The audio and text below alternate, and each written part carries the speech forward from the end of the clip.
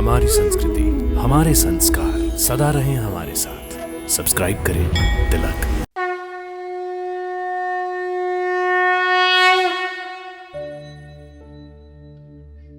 जय माता दी भक्तों, आप सभी को सादर प्रणाम, वंदन और अभिनंदन। जैसा कि हम सब जानते हैं कि हमारे देश में मां आदिशक्ति देवी दुर्गा के 51 शक्तिपीठ हैं। सभी के सभी शक्तिपीठ देवी सती के ही स्वरूप माने जाते हैं। आज हम आपको जिन देवी के पावन धाम की यात्रा कराने वाले हैं, जिनकी महिमा गाने वाले हैं और जिनका पावन दर्शन कराने वाले हैं, वो हैं माता बगलामुखी देवी। भक्तों, यूं तो भारत में बगलामुखी देवी के कई प्राचीन और सुविख्यात मंदिर हैं, किंतु आज हम जिस बगलामुखी धाम की यात्रा और दर्शन पर निकले हैं, वो हैं परम पावन देवभूमि हिमाचल प्रदेश में। भक्तों, हम निरंतर हिमाचल प्रदेश की यात्रा करते हुए पहुंचे हैं कांगड़ा जिले के बनखंडे स्थित माता बगलामुखी के पावन धाम। माता बगलामुखी का ये दिव्य धाम देवी भक्तों के लिए श्रद्धालुओं की आस्था का केंद्र बिंदु तो है ही, तंत्र और मंत्र की साधना करने वाले तांत्रिकों और साधकों का भी साधना स्थल है। इसलिए दूर दूर से अनेकानेक भक्त यहां हर रोज देवी बगलामुखी की पूजा अर्चना करने आते हैं। माता बगलामुखी का यह धाम देवी के 51 शक्तिपीठों में से एक शक्तिपीठ है।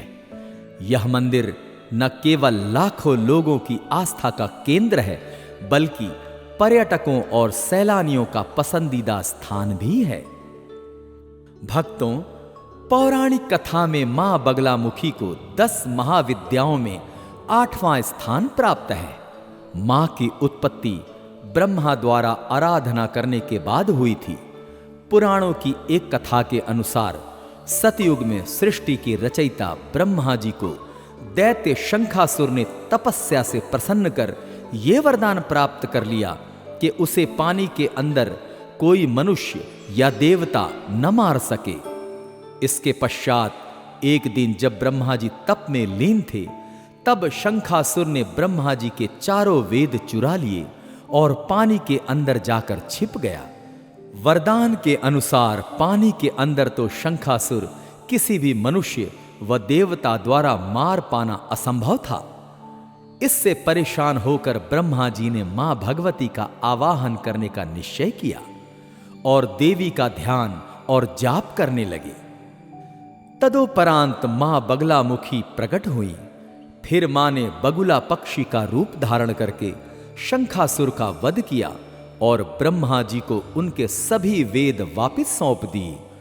बगुला रूप धारण करने के कारण ही मां के इस रूप को बगलामुखी के नाम से जाना जाता है। भक्तों, एक मान्यता के अनुसार त्रेता युग में मां बगलामुखी रावण की इष्ट देवी थीं।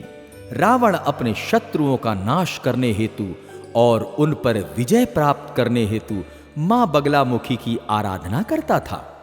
लंका में राम रावण युद्ध के दौरान जब इस बात का पता भगवान श्री राम को लगा, तो उन्होंने भी मां बगलामुखी की आराधना की थी। भक्तों, तीसरी मान्यता के अनुसार माता बगलामुखी पांडवों की आराध्य रही हैं। इस मंदिर की स्थापना द्वापर युग में पांडवों ने अपने अज्ञातवास के दौरान एक ही रात में की थी। सर्वप्रथम अर्जुन एवं भीम ने युद्ध में शक्ति और माता बगलामुखी की कृपा प्राप्त करने की विशेष पूजा की थी। इसीलिए वनखंडी के इस बगलामुखी मंदिर को महाभारत कालीन भी माना जाता है।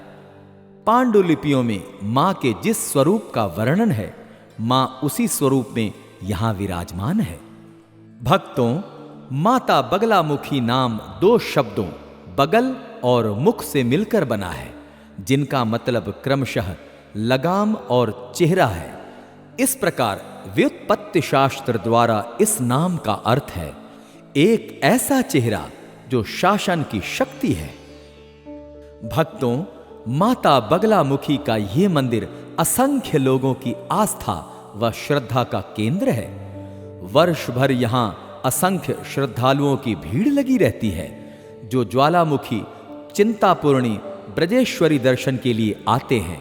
वे सभी इस मंदिर में आकर माता का आशीर्वाद प्राप्त करते हैं। इसके अतिरिक्त मंदिर के साथ प्राचीन शिवालय में आदम कद शिवलिंग स्थापित है, जहां लोग माता के दर्शन के उपरांत शिवलिंग का अभिषेक करते हैं।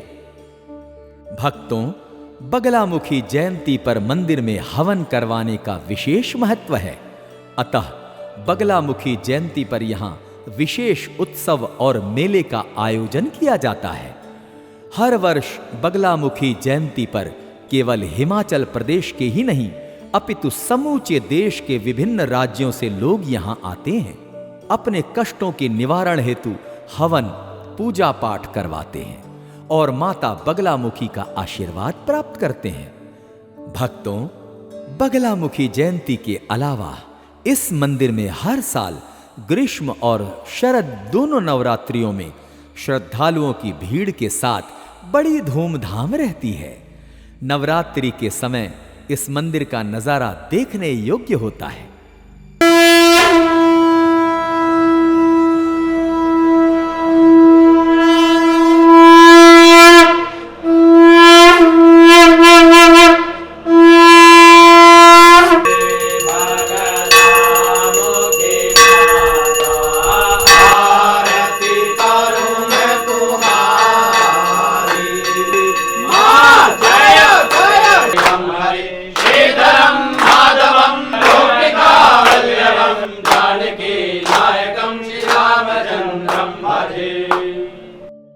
भक्तों, आदिकाल से अब तक अभिष्ट या मनोवांछित सिद्धि हेतु माता बगलामुखी की साधना और आराधना की परंपरा है। शास्त्रों में प्रमाण है कि रावण, मेघनाथ, अर्जुन व भीम इत्यादि सभी महायोद्धाओं द्वारा माता बगलामुखी की आराधना करके अनेक युद्ध लड़े गए।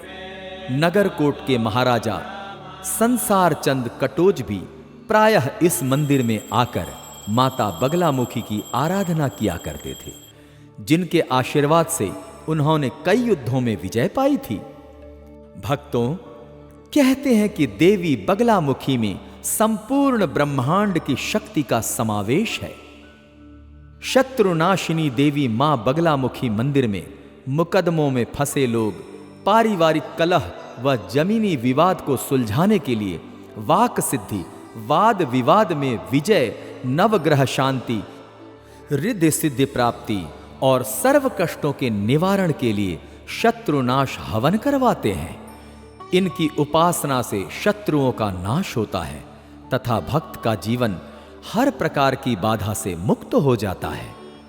माता बगलामुखी के प्रति लोगों की अगाध श्रद्धा और अटूट विश्वास है। लोग ये मानते हैं कि माता बगलामुखी सच्ची श्रद्धा और भक्ति से आने वाले भक्तों को कभी निराश नहीं करती। वो सभी के कष्ट दूर करती हैं और सभी के मनोरथ सिद्ध करती हैं। युद्ध हो या राजनीति या फिर कोर्ट कचहरी के विवाद अथवा शत्रु पीड़ा से मुक्ति, मां के मंदिर में हर कोई मनवांछित फल पाता है। भक्तों, बगलामुखी मां को पीतांबरी देवी भी कहा जाता है। ऐसा इसलिए क्योंकि मां हल्दी के रंग वाले जल से प्रकट हुई थी और इसी पीले रंग के कारण ही उन्हें पीतांबरी देवी भी कहते हैं। बगलामुखी मां को पीला रंग बहुत ही प्रिय है, इसलिए इनकी पूजा व आराधना में पीले रंग की ही सामग्री का इस्तेमाल किया जाता है।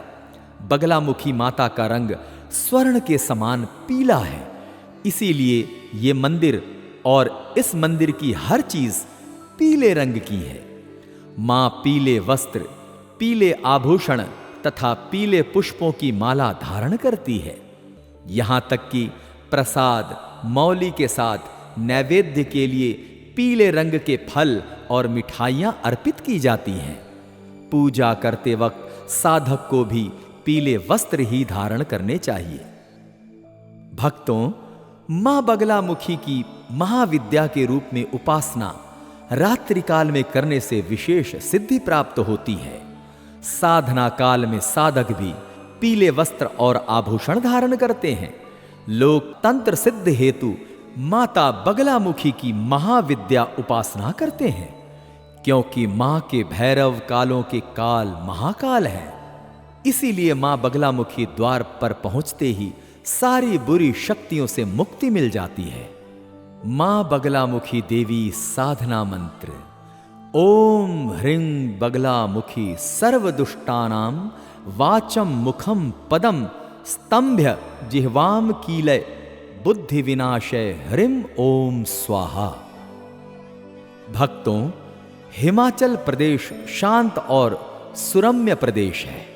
प्रकृति ने देवभूमि हिमाचल पर विशेष प्यार दुलार उड़ेला है, यानी प्राकृतिक सुंदरता का खजाना धरती के जिन स्थानों में है उनमें से एक हिमाचल भी है। इसीलिए इसे विश्व के सबसे लोकप्रिय पर्यटन स्थलों में से एक माना जाता है। यहां सबसे ज्यादा हिस्सा हरियाली, सुंदर झरनों, ऊंची पर्वत श्रृंखलाओं और गहरी घाटियों से भरा हुआ है। भक्तों, बगलामुखी जी की यात्रा के लिए उचित समय जनवरी से मार्च तक का है। अप्रैल से अक्टूबर तक यहां पर दिन का मौसम गर्म रहता है, लेकिन रात के समय में हल्का सा ठंडा हो जाता है। लेकिन सर्दियों के समय में यहां काफी ठंड पड़ती है। पारा 0 डिग्री से भी नीचे पहुंच जाता है। यदि आप सर्दियों में आना चाहते हैं तो अपने साथ गर्म कपड़े पर्याप्त मात्रा में लाएं। भक्तों, अगर आप वायु मार्ग से बगलामुखी देवी मंदिर पहुंचना चाहते हैं तो सबसे नजदीकी हवाई अड्डा गग्गल है, जो कि यहां से 28 किलोमीटर की दूरी पर स्थित है। गग्गल से आप यात्री बस या कार से बगलामुखी देवी मंदिर तक पहुंच सकते हैं। यहां से टैक्सी आदि की भी अच्छी सुविधा है। समय समय पर हिमाचल प्रदेश टूरिज्म विभाग की बसें यहां से जाती रहती हैं। भक्तों, अगर आप रेल से जाना चाहते हैं तो पठानकोट से हिमाचल के लिए चलने वाली छोटी रेलगाड़ी के द्वारा पहाड़ी सौंदर्य और संकीर्ण रास्तों का लुत्फ उठाते हुए मरांडा तक पहुंच सकते हैं, जो कि पालमपुर के पास ही स्थित है। यहां से बगलामुखी देवी मंदिर की दूरी 30 किलोमीटर की है। पठानकोट सभी प्रमुख राज्यों से रेल से जुड़ा हुआ है। भक्तों, अगर आप चाहते हैं कि सड़क मार्ग से बगलामुखी जी पहुंचे तो आप हिमाचल प्रदेश टूरिज्म विभाग की बस सेवा का लाभ लीजिए, जो मंदिर से कुछ ही दूरी पर उतरती है। बगलामुखी देवी धर्मशाला से 15 किलोमीटर और ज्वालाजी से 55 किलोमीटर की दूरी पर स्थित है। आप चाहें तो अपने निजी वाहन या किराए के वाहन से भी मंदिर तक जा सकते हैं। भक्तों, अगर आप भी इस प्राचीनतम और पौराणिक बगलामुखी देवी मंदिर की यात्रा करना चाहते हैं तो फिर देर किस बात की, मां बगलामुखी का नाम लीजिए। वहां पहुंचने के लिए अपनी सुविधा और क्षमता के मुताबिक यात्रा का शुभारंभ कीजिए और बगलामुखी देवी मंदिर की यात्रा का आनंद लीजिए। तो आज के इस एपिसोड में इतना ही। एक नए धाम की यात्रा में फिर मिलते हैं।